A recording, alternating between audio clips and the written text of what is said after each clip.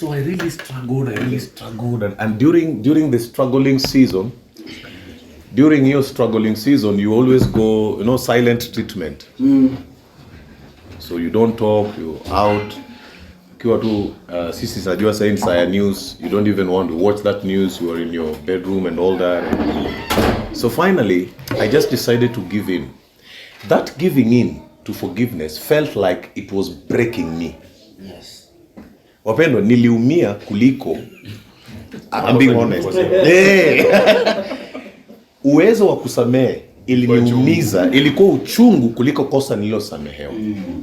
But the moment I decided to do that, I realized for the first time I am actually the king.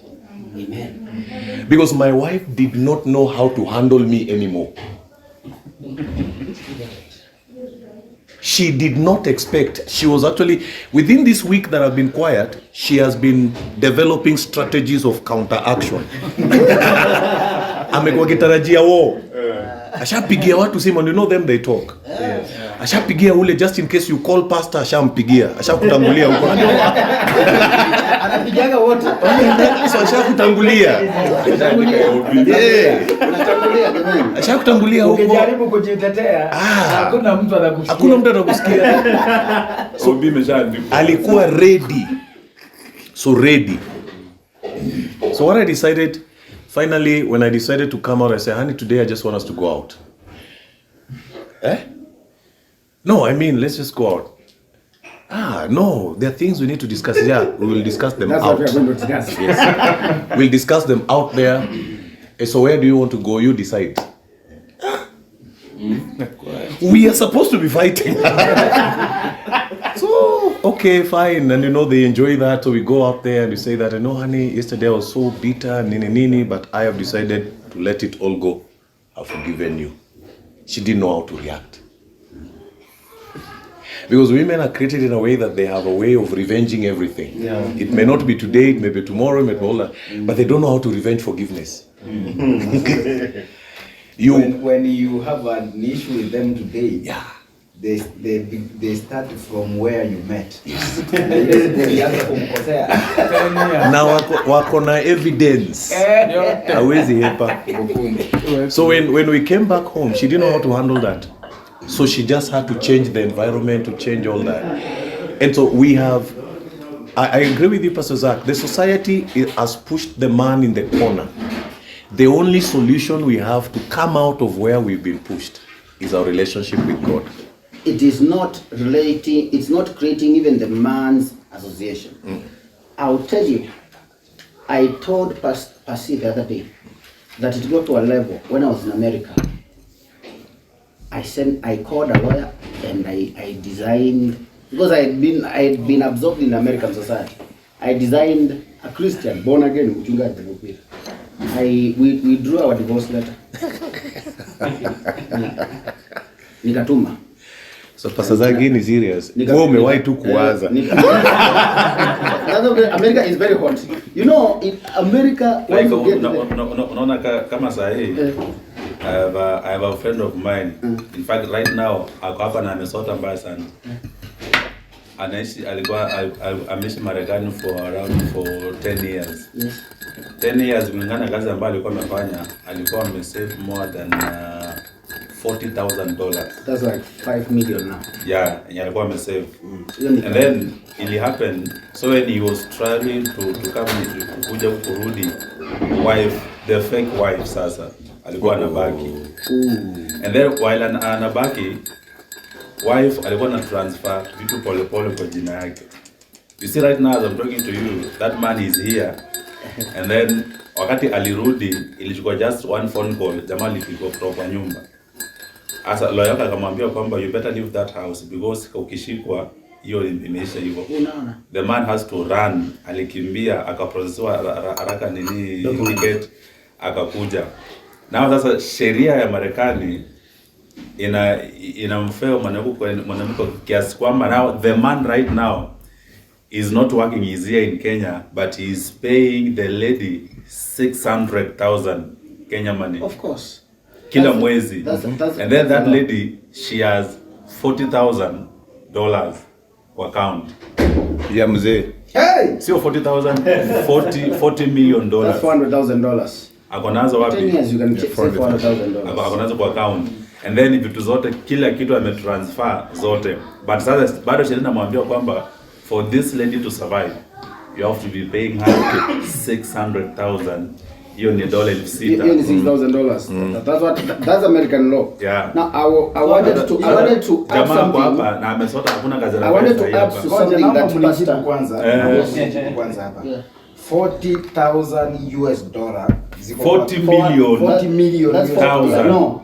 40 That million, would be 400,000. $400,000 US dollars. That's like now $307,000. That's like 40 Okay. million. Serikali inajua kwamba huyu mama alitransfer hii pesa akaweka kwa akaunti yake. Yaani hivi Hiyo ya huko. 40 million dollars. Yani walikuwa wamesave. Mzee alikuwa na save. Maana yeye akili yake ilikuwa na kwamba akirudi Kenya anunue nyumba nini kila kitu maishi kwa sawa. But now the fake wife sasa alitransfer kila kitu. Now the lawyer hiyo ushahidi inapoteleanga hapo. Either hiyo ushahidi iko ama hakuna kwa sababu kesi iko kotini.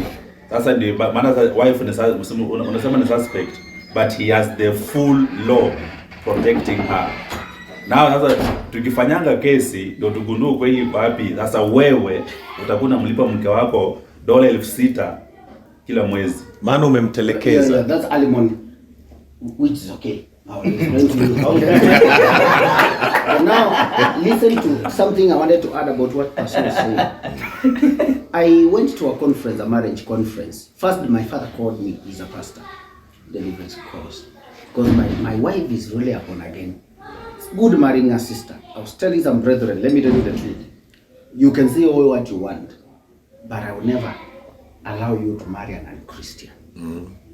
You can call me religious, but I know marrying someone who is not born again, it's a big problem. At least when both of you are born again, some storms one of you God helps to overcome. Because my wife was really born again when we were dating up till we married. So she just continued praying and called my dad. Then my dad called me one day. And I'm son, sit somewhere, we sit. We talk in America. Then we talked. He told me very well. He told me, son, you are a very brilliant young man. You are good with the computers. You are good with technology. In fact, you can meet anybody you want in this world. If today as a man, leave alone being your father, was to be asked, who is the smartest person, I would say it is you. And I was feeling good. And he's telling me very good words. But he told me, son, can I tell you something? Women are not handled like computers.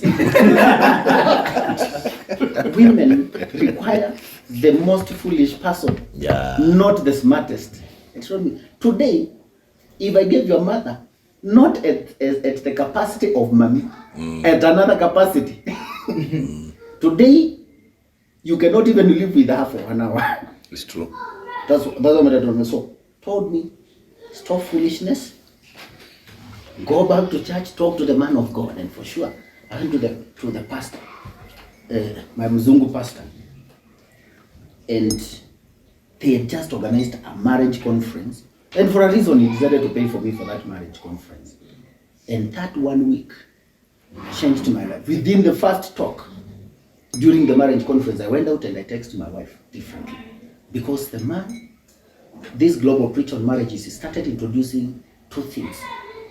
What a man needs to do to a woman and what a woman needs to do to a man. And he said, loving your woman unconditionally like Christ loved the church.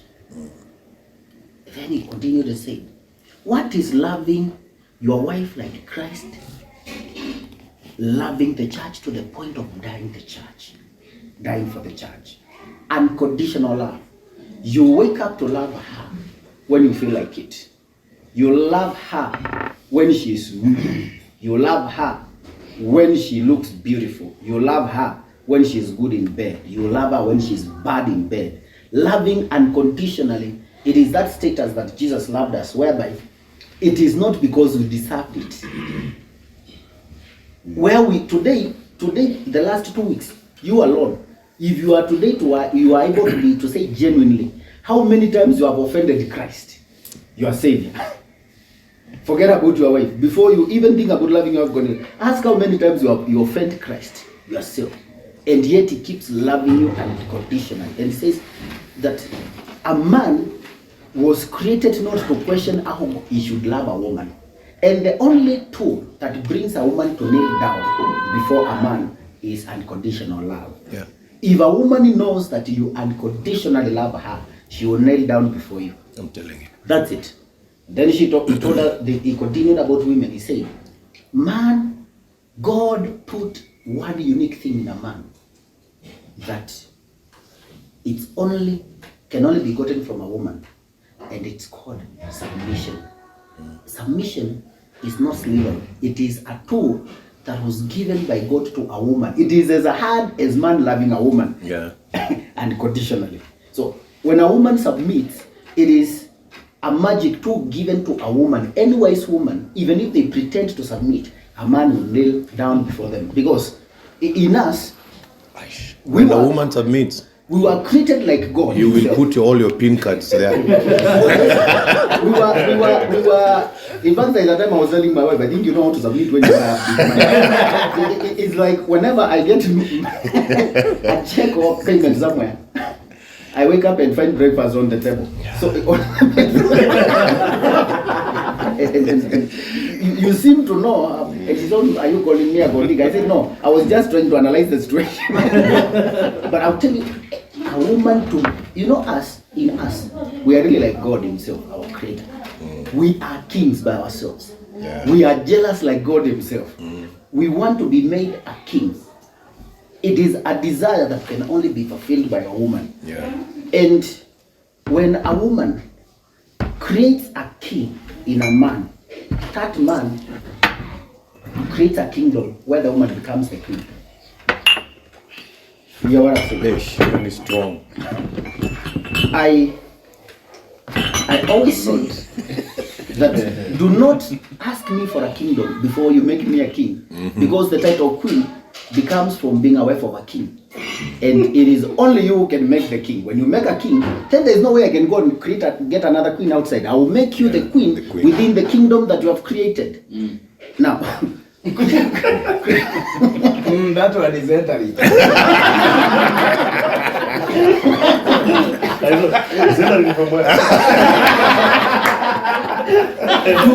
do not ask me for a kingdom that you have not created. Yes. And that kingdom is not created. This is the I was born. That kingdom, the truth. As men, we don't really care much about sex. No. We do not even care about love. We don't care really being loved. We care being made the king. The king. You make me a king, I guarantee you I'll make you the queen. Yeah. That's it. What made King Ahasuerus to be the king? It is the ability to be able to command the wife and appear and show the wife the beauty. The king is the most beautiful woman who can come and show.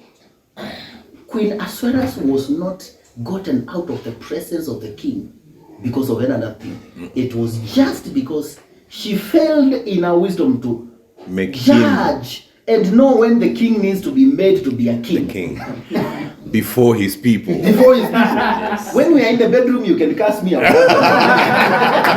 you can call me whatever you can call me. I will love you unconditionally. Yeah. If you don't feel like giving me breakfast, I will love you unconditionally. When these guys come here, I must be a king. Yes. Yes. That's it. Are you recording? Even this young one is saying yes. So, Are you recording? to me, I am a very strong advocate for men in terms of everything. But there are two things I can tell you I have known. Living with a woman for 10 years. Do you know something? My wife once cried and said, I want you to take me to South Africa. And she was literally crying because I was going to South Africa. That was the Valentine of 2014. And I thought I would have 1 million shillings. I booked her 25,000 shillings hotel on top of a hill in west of Joburg, and we went. We arrived there. And I can tell you, I thought that was everything. We never talked almost 90% of that time we were there. And I became very one bit. This is a plot. Yeah. And when I was I'm a here, pull-up loti. I was expecting you. Now, another time, 6 weeks, I won 1.2 million shillings. I take her to 12 states in America. I was with one of the directors. I noticed that my co-director knew how to get to my wife more than I knew. They would laugh and I would be wondering, what is my wife laughing with this man? But she's not laughing with me and I'm the one who's sponsoring this trip. Because what we give to women doesn't matter as much as we think. Till they feel we are loving them unconditionally. Because that is the thing, that the desire that God put in them of being loved unconditionally. It is not building them a house in Karen. It is not buying them a good car. It is making sure that they are feeling they are being loved. Being loved unconditionally brings the security to any woman that I can get away with anything before my husband. That feeling. Do not work out to be an African man. I would rather what he said, work out to be a kingdom man. A man, I don't care about what the society says. I don't care about the constitution. I only care one thing. What does God say? There. What is God telling me? As long as I can do it. Atanitext vibaya hapo. Niangalie kama alinitext leo nikikuja huko. Niangalie vizuri. Nisikie vibaya, ukamba uinuke juu. Uitanishe lakini baadaye ni mtext. Ndiye baby. Najua nakupenda sana. Yo, tuna text. Nasikianga vibaya sana kuandika hivyo lakini tunaandika. Ina uzito. Inakuja na uzito lakini it is delivery. It changes everything. Some things, you know, they are godly when you feel that bad about them. So naandika it changes everything. Naenda kwa nyumba napata kumbe alikuwa anacheza tu.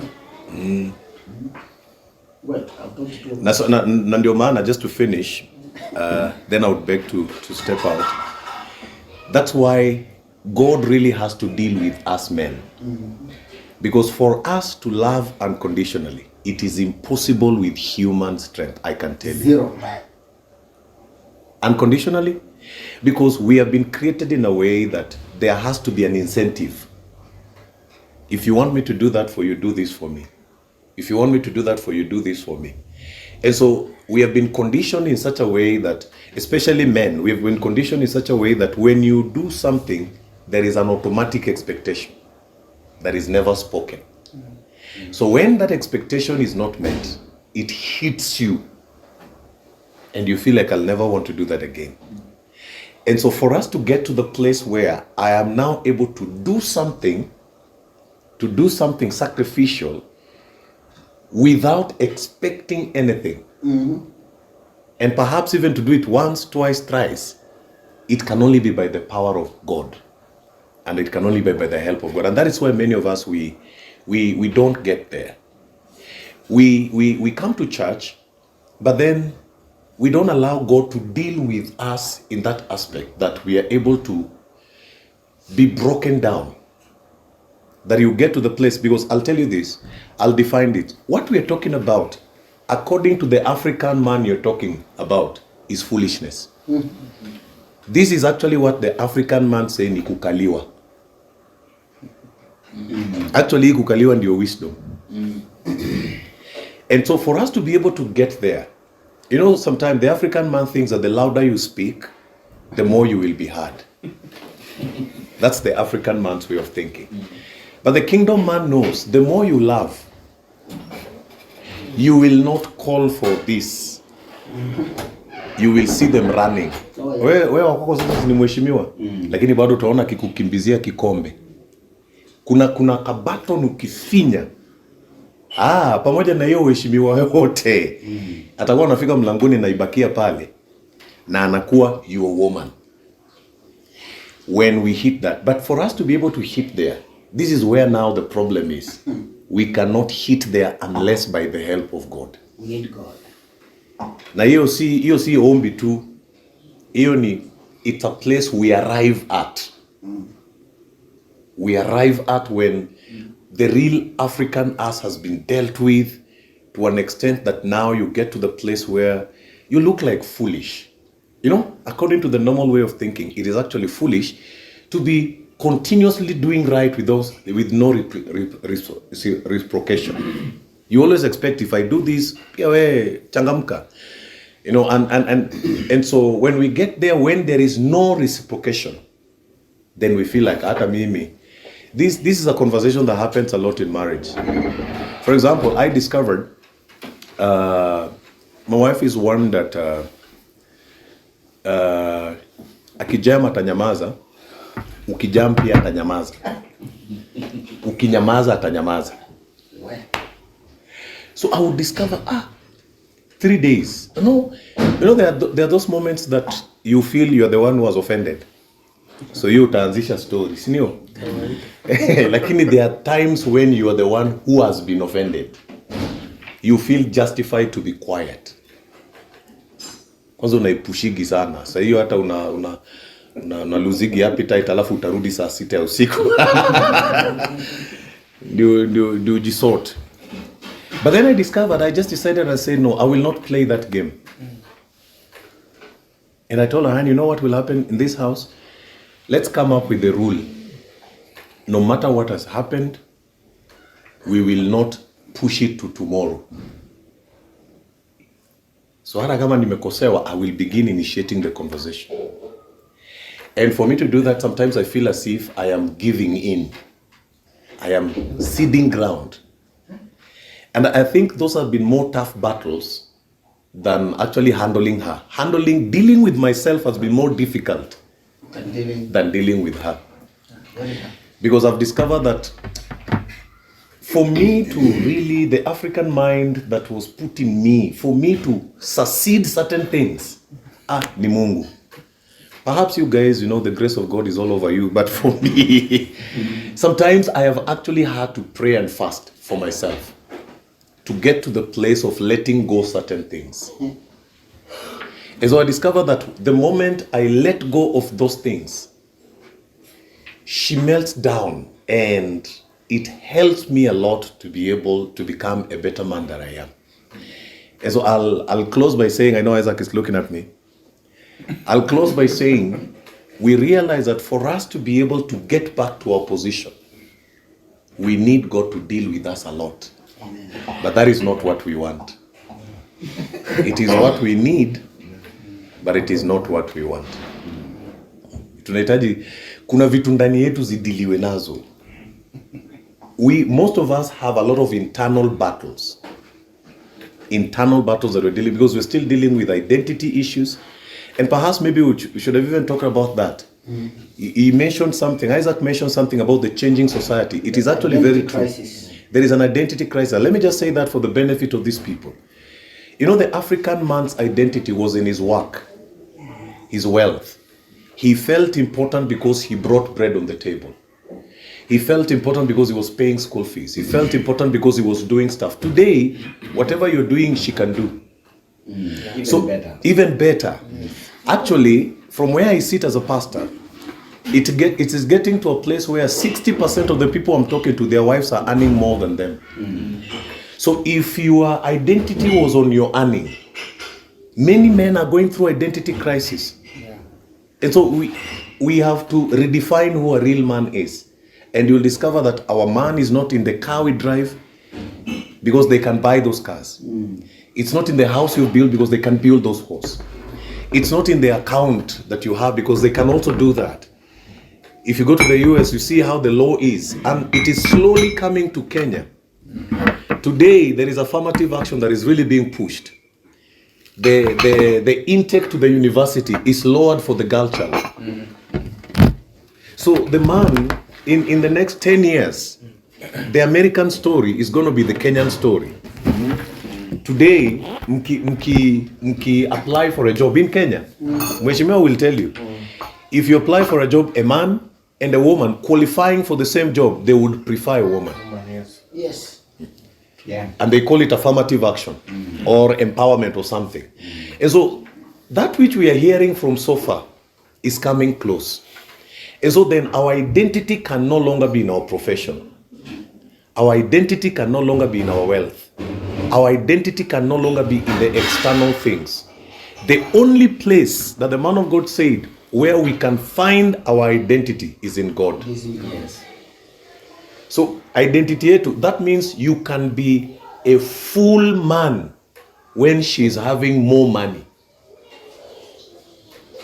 In the out, you guys talk to men out there. When a man has no money, they feel as if the world should crumble. Achimbike ndani. Si ni kweli? You know, like yesterday, Friday, my wife asked me a question. Before we pray, she asked me, "Hey baby, what have we learned this week?" And me nimchokozi sana. Nikamwambia, "This week, I have learned that when you are a man without money, no family member can respect you." Well, it almost destroyed my weekend. Anyway, but the truth, yes, that was it. Let me give you a small story about my mom. I am the only child. My dad is a man, a pastor, but full of ego. He's a short man. Short men tend to. So the height, they add the ego on top of it. Very short, but with a strong ego. Yes, very strong ego. So after college, nikapita vizuri, and they wanted to take me to an expensive school. Think by the pressure from the society that you only have one child, you both are working. Yeah. Na babangu amekuwa kwa health, means of health. But my mom amesoma akapata pesa kidogo. Na wanajua kujipanga wanawake na pesa yao sana. So after 1 year, I noticed my dad was just taking me around preaching crusades and me playing the keyboard in his church. And it's like he was not planning for the school anymore. So we started fighting, naturally. So we fought. And eventually I applied for that very expensive school they wanted, but nothing was coming around. So one day we really fought with my dad. And I even refused to go to church in his crusades. But tukalala, tuongeleshani. Then the following day I woke up. Because all I was thinking is I want to go now to campus. I woke up and my dad was very excited. They told me, "Son, I am taking you to school." Nilikuwa nafikiria sitakupeleka shule. Baba yako ako na pesa. My dad. Si akanipeleka shule. Tukasoma. Tulipomaliza kusoma, I kept on praising. Hata nikisimama kwa church na msifu vile anipeleka shule mzuri. So one day mom called me alone and said, "Let me tell you something, son. This will help you." When your dad had money, when he got that money, alijenga kanisa. Na akapea ubiri nikimwambia tu.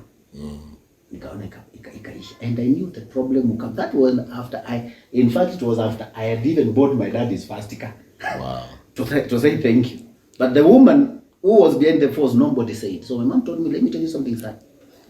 That time you are fighting, me, I went secretly with our circle and I got a full loan for your education." Wow. So it's me who gave your dad money. It's me who gave your dad money to take you to school so that you stop fighting. So hii kimbelembele unashinda ukisema.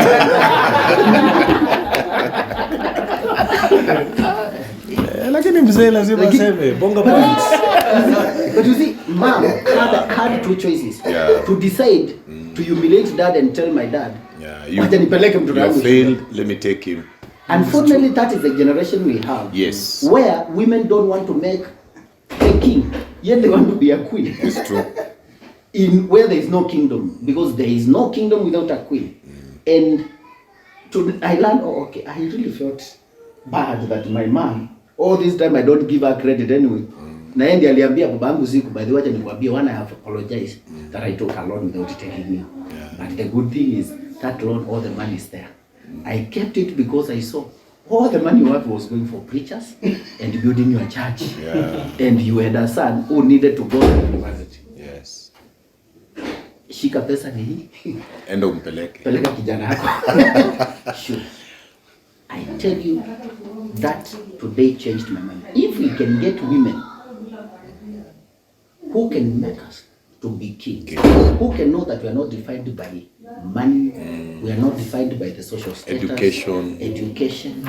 I just want to go home and find someone who, after being beaten by the world, I can go and find a woman who, number two, gives me an incubation environment, because women are supposed to be incubation environment for men. As we give seeds, women get seeds and they prosper them. So I want an incubator, a very good incubation environment, because if a woman doesn't give you a good incubation environment, none of your dreams can succeed. And it is by her Just the way God created to become an incubator for my seed, which produces seed, spiritually, she is to be the incubation environment for the man, for the other seeds of success. As she incubates the seeds, or rather as she gives the man the incubation environment, and the seeds of greatness succeed, it is those seeds that create the kingdom. And that is our kingdom now, for her to be the queen in She it. becomes the queen of that kingdom. Yes, but it begins by her providing the incubation environment. And this can only happen when people are connected to the source. God, the owner of the money, I tell you. Amen. So hiyo subject chairman unafaa kuleta pia our potential queens. Pia wasome hii maneno. Yes. Because some of us we are living in very crazy environments. Yes. You fight out and you fight in, and nothing finishes a man like fighting internal battles and then going out to fight external battles. Ukigongwa na maisha na kwanza hii jua vile imezidi hivi, unafaa ufike nyumbani mahali unapewa maji baridi. Unaambiwa dadi karibu. Utaoga saa hii ama baadaye. Hiyo peke yake it's therapeutic. Utakula nini? Utakula nini leo? Chakula, utaanza na chakula ama na mpishi? Sorry.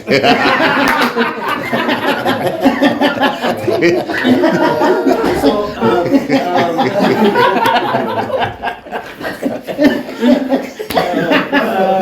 no, hiyo mkuu hapa.